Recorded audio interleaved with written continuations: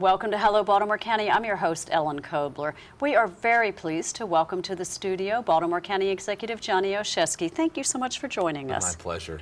Congratulations on your election and your inauguration as County Executive. Thank you.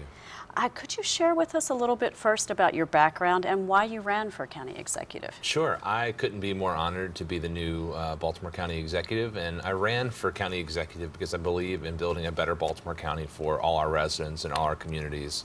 Everything from better schools to 21st century jobs and safe neighborhoods and a government that's open, accessible, and connected. And for me, Baltimore County has always been home. It's a place that I've been lucky enough to grow up in. I grew up in the shadow of the Sparrows Point Steel Mill.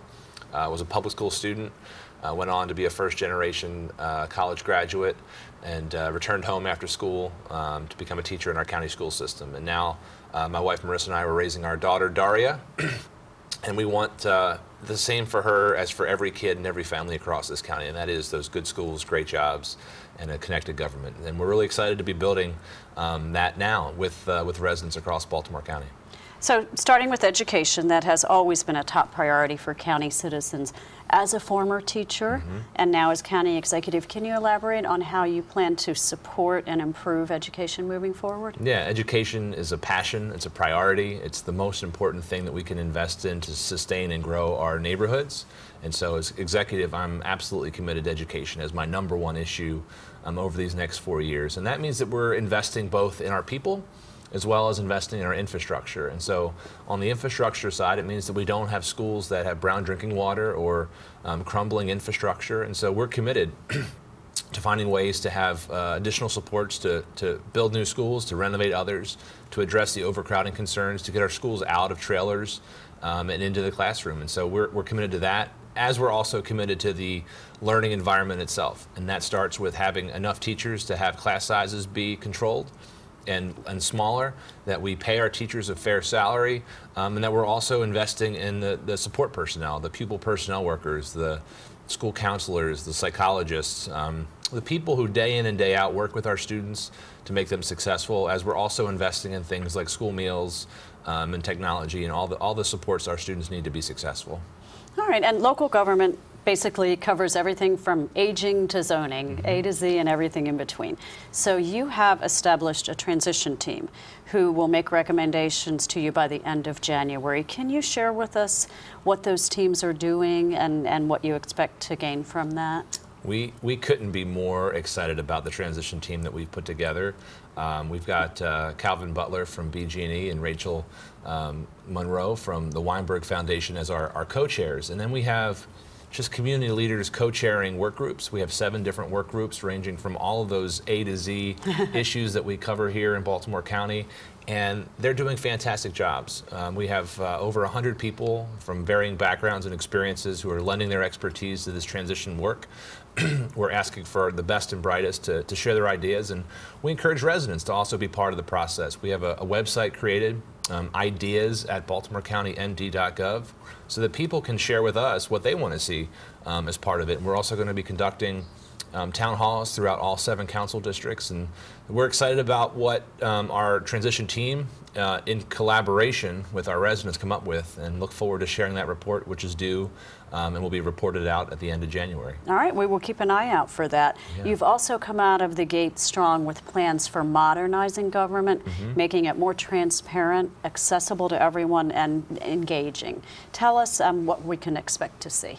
So the first action I took, my first day in the job, was I signed an executive order creating a blue ribbon commission to look at our budgeting process. We actually do have some challenging budget situations in the years ahead, but we want to make sure that the public understands not just our budget, but how government operates generally. And so the Blue Ribbon Commission on Fiscal Sustainability is looking at both our budget practices, but also how do we make our budget more transparent. And so we'll have town halls before my budget is released later this spring.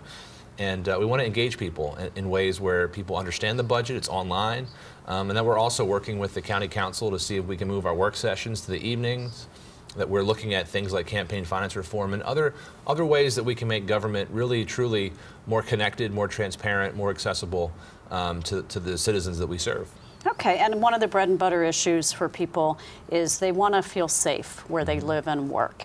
What are some of your plans for enhancing public safety? Safety is paramount. It's one of the pillars of strong communities as well. It's very personal for me. My brother is now in his 10th year on the police department here in Baltimore County, and I thank him for his service. I know that I think about him and his girlfriend and their son just like I think about the families of all of our brave men and women on the police force, and I'm grateful for their service. And so, it starts with recruiting and retaining great police officers, that we support them and that we have enough of them to do things like authentic community policing, where officers are genuinely in the streets and being proactive and not reactive to crimes and criminal activity.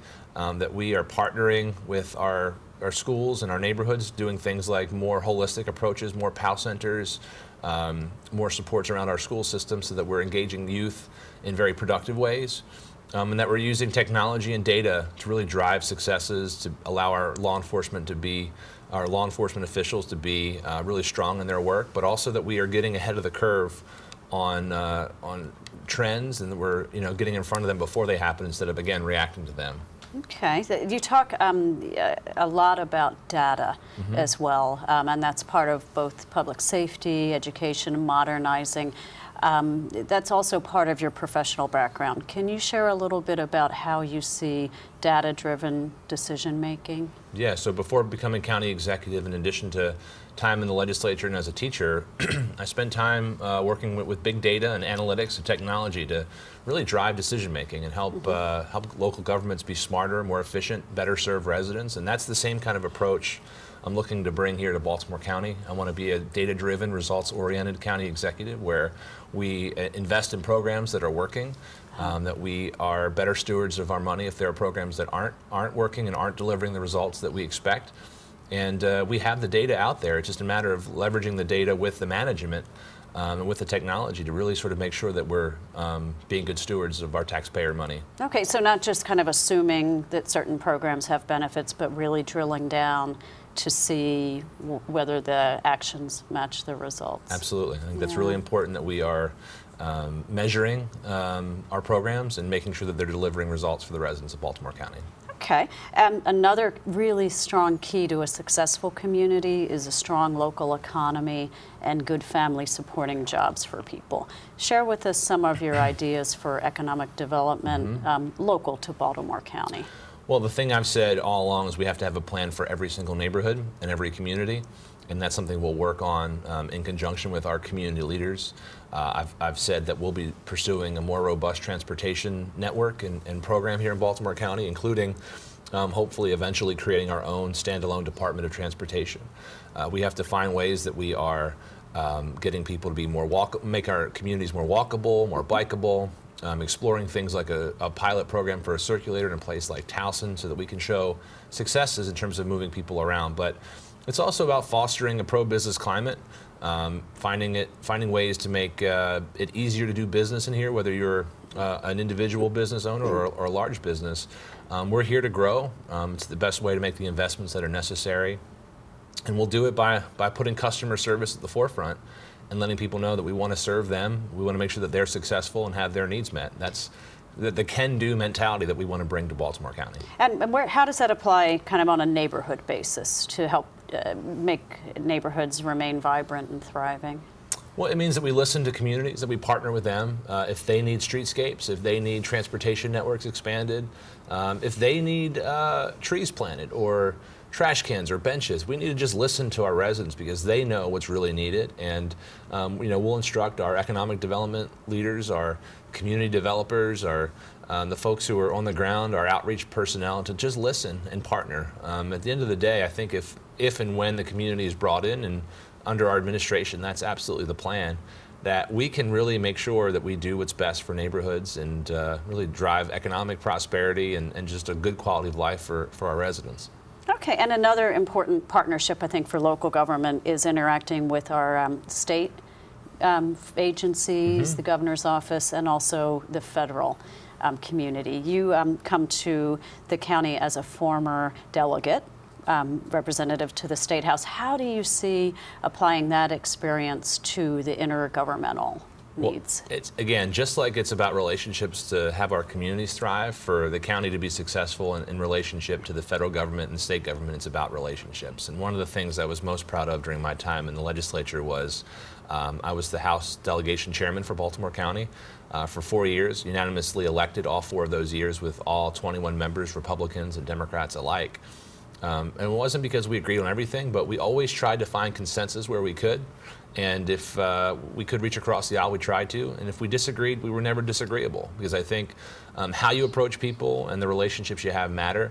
We'll remember that as we serve our residents of Baltimore County. We'll remember that as we work with leaders of the state. And we'll remember that as we work with our partners in the federal government as well. Okay. Well, thank you so very much for taking time out of your busy schedule. Good luck with everything. And will you come back and talk to us here? Absolutely. Thanks for having me in today. This is All great. right. Thank you very much. You. And thank you for watching Hello Baltimore County. Remember to connect with Baltimore County government on all of our social media platforms.